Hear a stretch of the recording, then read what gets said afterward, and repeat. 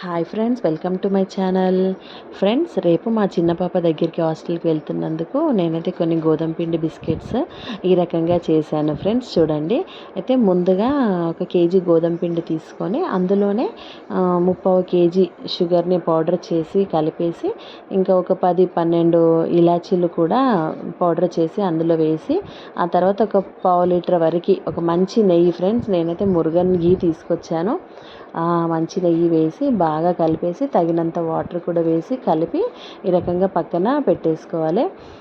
ఇంకో పక్కన స్టవ్ పైన కడాయి పెట్టి స్టవ్లో తగినంత ఆయిల్ పోసి వేడి చేసి చేస్తూ ఉంటూనే ఇంకో పక్కన ఇంతకుముందు చేసుకున్న తడిపి పెట్టుకున్న పిండిని ముద్దలుగా చేసుకొని ఇలా చపాతీలా చేసి డిఫరెంట్ షేప్స్, డైమండ్ షేప్స్ కానీ, సర్కిల్స్ కానీ, హాఫ్ మూన్ షేప్ కానీ మనకు నచ్చిన షేప్స్లా కట్ చేసి ఇంకా ఆయిల్లో డీప్ ఫ్రై చేయాలి. ఫ్రెండ్స్, సో ఎంతో టేస్టీగా ఉండే రుచికరమైన స్నాక్స్ అయితే రెడీ. ఫ్రెండ్స్, మీకు గిన నచ్చితే కామెంట్ చేయండి. Thanks friends, thanks for watching.